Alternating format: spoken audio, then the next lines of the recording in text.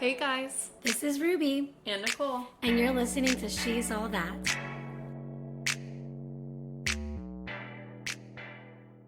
Hello, everybody. Welcome back to the pod. Or should I say, welcome back to your weekly dose of Ruby and Nicole.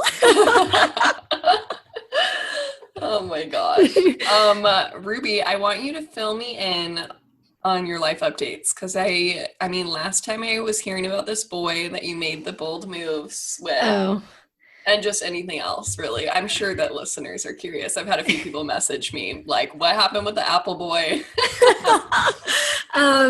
So I actually had a friend who is like mutual friends with him. And it didn't work out, sadly. So he's 3 years younger than me, still in college, which is fine, the whole college thing. But I'm 23, he was 20. So he was still in the phase of just drinking and just the college phase. And he actually invited me to a kickback. He didn't actually ask me out on a date. He invited me to a kickback where people just like hang out and smoke and drink and just with a bunch of college students. And I don't know, imagine me, a fourth grade teacher, hanging out with 20-year-olds doing this. Like, I'm sure the 20-year-olds are going to be like, dude, what are you doing with your life? Like, this is what you do for fun.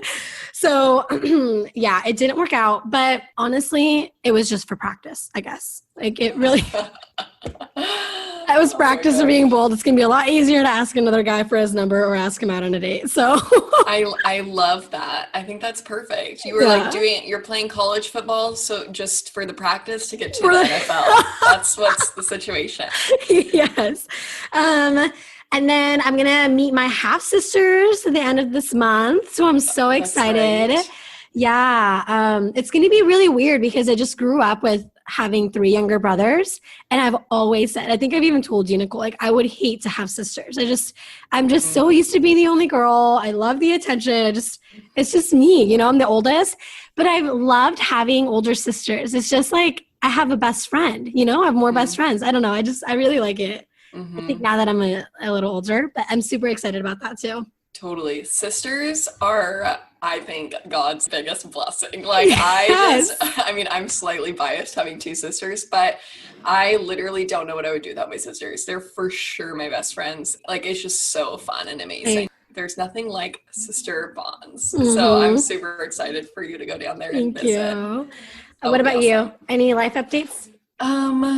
Gosh, well, mine are a little more somber. I feel like, so I was talking to my sister on the phone. Actually, let me back up. I went to Seattle, as you know, for my friend's birthday. Oh, yeah. And it was so fun to like hang out with a bunch of the girls that I, went to college with and just, I don't know. It was so great. Like, I think it's what I needed, They're all like such badass, strong, independent, modern women who are just like killing it in their careers and killing it in life. And I don't know. They're so inspiring, like I hang out with them and I'm just like, wow, you guys are so great. And so anyways, then I was talking to my sister, Courtney, on the phone. And she was talking to me about, I don't even remember how this came up, but she was like, Nicole, I feel like you've changed a lot since moving to the city that I live now. And I was like, why do you think that? And she was just like bringing up all these things. Basically, she was saying like, I used to seem like I was more fun, and like, I didn't care about like boys really, in college. It was like for fun, but I didn't really actually care. And she's like, I don't know, you're just different, and she's like, and she said it in a very nice way, but it was like a bad different, like a different that I don't like. And I started crying yesterday because I was like, it's true. I really have changed since moving here. And I don't even think I like the way that I've changed, if that makes sense. Really? Yeah. Okay. For example, I've come to realize, and I know that we talked about this on one of the podcasts, because you had said that you really want to grow in your comfortability and your confidence in making decisions. Because you feel like, right? Didn't you say something about that? Yeah, because I tend to overthink. Okay, well, here's the thing. For me personally, it's like the big decisions. Little ones, like when I went to Florida, I literally booked a ticket 3 weeks before I left. And I just like, had no idea, didn't know anyone there. But it's like for example, like teaching, like where I was going to move or things like that, like big decisions I do think about a lot. And it takes a long time for me to make a decision. But yeah. Okay.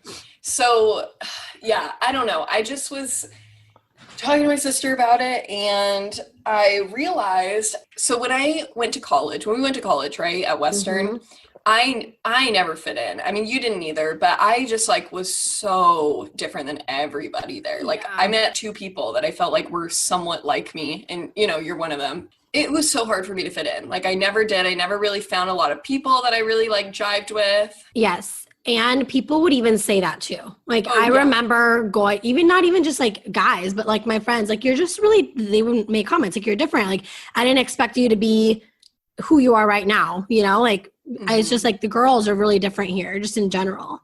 Totally. And people would ask me all the time, like, where are you from? Like, are you from Arizona? Are you from California? Like, no one ever thought I was from Washington. I wasn't hippie. I definitely don't think I was super well liked by like a lot of people just because I was so different. I had a lot of different views. I had a lot of different, just the way that I am, the way I dress, like everything. I just didn't fit in. And so when I moved here, and I'm not saying like I have to fit in everywhere, but I just was excited to be somewhere that I felt kind of like more of a sense of belonging, if that makes sense. And when I moved here, like I know I voiced you before, and when I say this, it sounds stupid because people are just like, it's not that big of a deal. But when you live somewhere like this, it's so hard. When I moved here, I just noticed how it's just like couples everywhere. And every friend I have here is married or engaged. The two single friends I had are now talking about engagement and marriage. It would be at the point too, like I would be in meetings for work and people like literally would be like, how's everybody doing? Working from home. Nicole, especially you, we know you're single and you live alone. Like, oh my goodness. Yeah, like literally calling me out in meetings about being single and just like constantly people, no one would ever ask me, oh, how's your career? Oh, how's this? How's that? How are your goals? It was like, have you met someone? Do you want me to set you up with this person? Oh, are you going to get married soon? Da, da, da. And I don't know. I never grew up with that pressure ever. Like my parents have never put on any pressure or even really cared about dating or boys or marriage. And I've always wanted that, down the road, obviously. I want to get married. But I just felt like this external pressure started building up and building up and building up and building up. And then I became to the point where I was like, oh my gosh, like maybe I do want this. And I don't know. I don't know. Sounds so just like mixed up everywhere. But I started to get upset too because I would see my friends get engaged here or I would see them, get in relationships and I was happy for them. But one of my immediate thoughts also was like, oh, I do not want that right now, And then I started to get upset at myself and upset at God. I look at these people who go away to college, they come back, they get married, they have a baby, and they're like 25 with all of that, and they're so happy. And I know, like, I don't want to step on any toes, but that would not be enough for me. Like, I know I would not be happy doing that. I just am way too, I want to go here, I want to go do this, I want to travel here, I want to do that. And I just really broke down the other day because I was just realizing like how much external pressure I've been feeling and it doesn't align with who I am. And I try to share with people like what I want and what I believe in and just no one gets me. I feel like no one gets it. I just feel so different here and it's frustrating. I'm sorry that you had to go through that. That stinks, but I do think I'm a strong believer that whatever God gives someone else, like God's going to give you the same amount of happiness no matter what how do I explain it? Like no matter what season you are in life. Like if my, best friend is like married, has kids at my age and I am not, and that's something that I really want, I know God is going to give me that same amount of happiness that couple and that family has because that's just, God's not going to give someone more happiness or more fulfillment because of other things, so for you, Nicole, you said, oh, that's not going to fulfill me. It fulfills them, but it just doesn't fulfill you. And that's totally fine because God is giving you that same fulfillment, that same happiness in a different way. And it's just the way that you live your life, I was talking to one of my friends about this and I was like, God, I feel so frustrated because I'm like, how easy would it be to just be happy with that? Like, I would love that, but I just am not. And she was like, why are you getting upset at the way that God made you? God made you free-spirited. God made you someone that wants to go here and go there and move here and travel here. And she's like, that's the way God wanted to make you. And so why are you comparing the way that God made you to the way God made someone else? His plan for you, his timeline for you is for you and it's correct for you. And I think I just have had a hard time maintaining that belief and that confidence in who I am being so different from everybody else that I've ever met here. You know, like it's just been hard for me in that way. So I really want to work on just like finding that piece of me again and like really getting back to who I am and not like letting other people's norms, the norms of what is normal where I live, to influence the way I feel about myself and my timeline. That makes sense. Yeah. I mean, we even talked a lot about that in the friendship podcast episode where we talk about comparison. It is so natural for us, and it does affect our life so much when we compare our lives. And I think it's more common to compare our life rather than like our looks, honestly. No, I agree with you. I don't really compare my looks often at all, well, ever really. I definitely compare though my life. Oh, they have this job. They're making that much money. They have a house already. And it's so stupid. It's like a thief of all of your joy, and you're taking away from your own accomplishments. No, I agree. I agree. But anyways, sorry, that was just kind of a rant, but that's my life update. I think, Nicole, you said you wanted to bring up a quote, or someone said something to you that you wanted to bring up. Yes, I wanted to bring up when we asked people, I think it was on our personal Instagrams, just about what would you like us to talk about on the podcast? And someone had brought up, could you and Ruby share how you are really passionate about your relationship with God and you have a really strong relationship with him, but you also, I think she said, have it going on or something like that. Like basically, but you also have fun, right? And you live life. And I remember when I told Ruby about that question, I was like, what a great question. But I felt so not qualified to answer that question because I just feel like I am the farthest thing from this Christian that knows how to be this great person. But I don't know, I guess, Ruby, I want you to speak on this too. I sometimes have a hard time finding my community or my people, or even I think about podcasts, like listening to podcasts, because I listen sometimes to these really Christian podcasts that sometimes I have a hard time relating to because I'm like, geez, like this person is just this perfect Christian person that doesn't do anything wrong. Or I have the complete opposite side of the spectrum of like, oh my goodness, like I would never live my life the way that person is living their life. You know, I feel like I'm a very happy medium type person. I don't know. And so I sometimes have a hard time, like I feel a lot of imposter syndrome being around certain crowds. Oh, gotcha. So a long time ago for book club, I read this book called Own Your Everyday. I think I suggested it to you, and it talks a lot about that. And just there's so much pressure to prove and to get to be known and to kind of like, how to explain it? Like people to like you for like, just pretend to be someone who you aren't, just so then you can be liked, if that makes sense. Totally recommend. I can let you borrow it. It's in the storage unit right now, so you're going to have to wait until August to get it. But it just talks a lot about how we think that we aren't qualified for like a job or even in a social group because of our life experiences or what we don't have, if that makes sense. And it was so eye-opening because I think a lot of the time we focus on what we don't have and what we can't give and we can't do for other people and how we can't serve others rather than what we can. And think because for example, like my life experiences and that book changed a lot because I've never really cared, if that makes sense. Like I have friends who drink and I have friends who don't drink. I have friends who don't believe in God and I have friends who do believe in God, you know, and I have friends who like are introverts and I'm like, I don't know how you're an introvert because you talk to me a lot. So what's going on here? I don't see that, you know?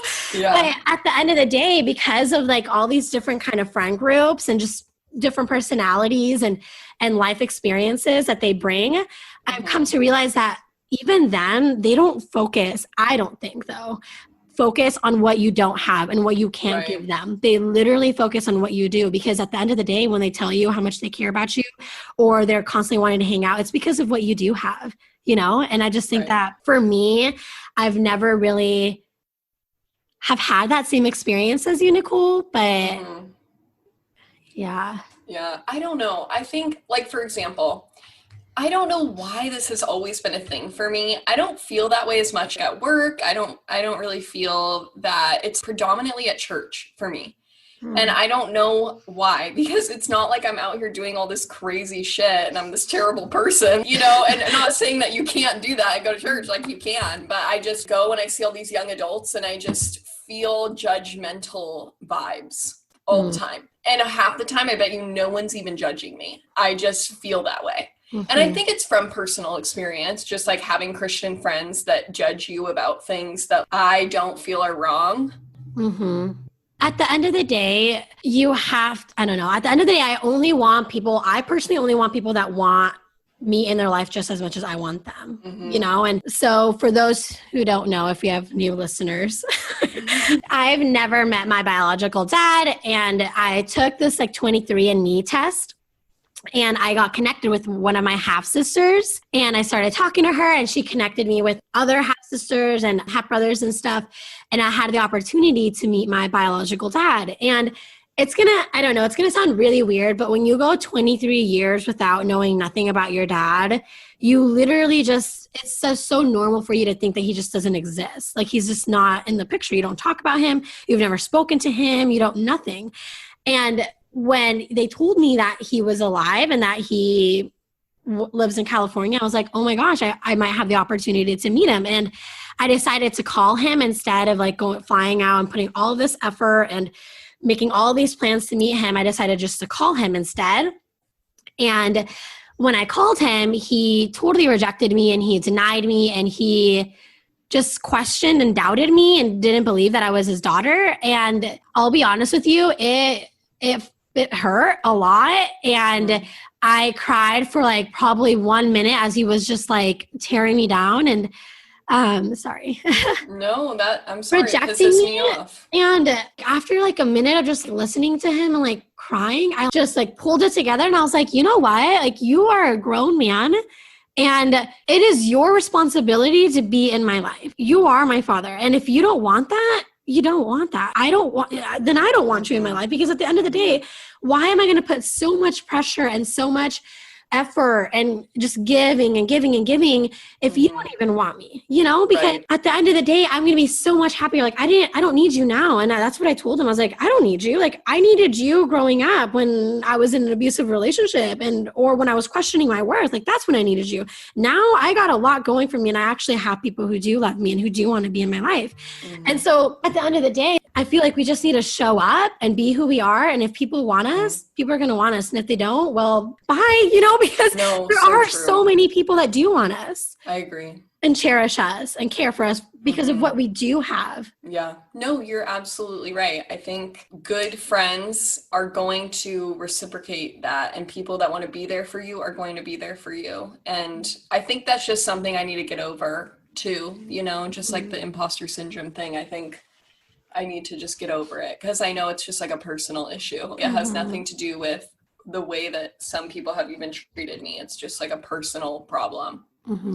But God, I really am pissed off at your biological dad. Not gonna lie, he really frustrates me. Yeah, he is a very immature man. But I do understand though where you're coming from. It's not this like easy thing to just like get over, you know?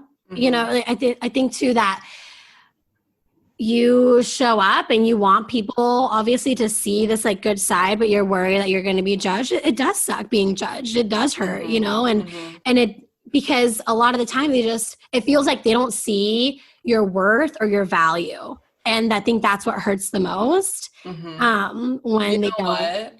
Yes, you're right. That's, I think, what gets me because I'm an Enneagram type 3. And I know that the biggest thing to like hurt an Enneagram type 3 is to not recognize their value or their worth. That's like, I remember when I was reading about it, they're like, your biggest hardship is if people do not value you or like find you important or whatever, which I think, you know, that makes sense because I'm also, my biggest love language is words of affirmation. So, yeah, I get that. Well, do you have any advice about like that question though? Of how are you a Christian, live your life with a relationship with God, but you still have got it going on? You feel like, how would you answer that? Honestly, just live your life. Like, I really don't, there's no like steps that I take or things that Right. I'm just like reminded of, like, this is who I am and this is how God Mm-hmm. wants me to be. Kind of like what you were talking about, like this is my story, and Totally. I mean, I don't think God's looking down on me and like, he's not disappointed. Like Mm-hmm. he's a proud dad, like No, looking down at me. totally. Like, I just think that I think we're going to record like a podcast on like being independent and dependent on God. But I personally think you go do what makes you happy. Of course, I don't want to sound judgmental, but if you're off like doing a whole bunch of drugs and like blacking out every single night, well, I mean, okay, we need to get a reality check because that's not how you can live the rest of your life. You're going to go down a really wrong path. But I also don't think that drinking once in a while or doing certain things, like, I don't know. I think that you just need to, I know it sounds so mean, but I think you just need to get over it and go love God and go love people and go live your life. I agree. Kind of I thing. think that's the whole um she's all that. If you are being true to you, I feel like sometimes on our pod in the past it's come off like, oh, we have all of our shit together, we're amazing. Oh, And I really hope that people are not sitting around no. thinking Nicole and Ruby are just so smart and have all of this stuff together. I mean, obviously you just listened to this episode. So like, we do not have it all We together. struggle. Oh, heck yeah. I struggle every day, I swear. And so I think if you are being true to who you are, you're having fun, you're having a relationship with God, like that's all it is. You're being all that. Ruby, do you want to read? We thought that we could kind of start reading some of your guys's messages to us or different Reviews. reviews.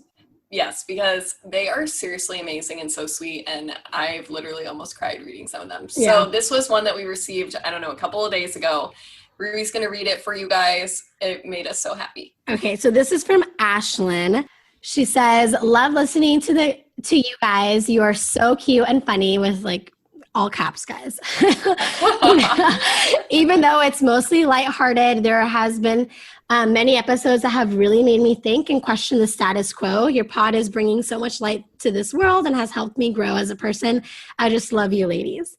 And just like Nicole said, my love language is words of affirmation, no doubt. And literally when I go and like listen to the reviews, like read the reviews, or I just see you guys like comment on certain things or message us, it really brings so much joy. We actually have on our like Google Docs, like a page full of just like screenshots of your guys' comments, because I just go back if I ever have to question something or if I'm doing what I should be doing, I go back and I read them and I'm like, okay, I am making a difference and I am having fun and I am making an impact kind of thing. So we're going to do that every single episode. So leave us a sweet review or send us a comment, a message, and we will give you a shout out. So thank you, Ashlyn. Thank you, Ashlyn. All right. Well, yeah, I mean, basically Ruby just said it, but please leave us a rating and review. If you do, then I guess our podcast will show up more easily. People can find it with the more ratings and reviews. So it helps other people like you wonderful ladies and men, if they are out there listening, listen to our podcast, find it easier. And then also you can follow us on Instagram at She's All That Pod. It's pod, right? Not podcast? Yes. Okay. Yes, She's All That Pod. I feel like that's all. Is there anything else you want to say, Ruby, before we wrap up? No, just have a really awesome freaking week, ladies and gentlemen. Go be all that and have an amazing week. Bye, you guys. Besos.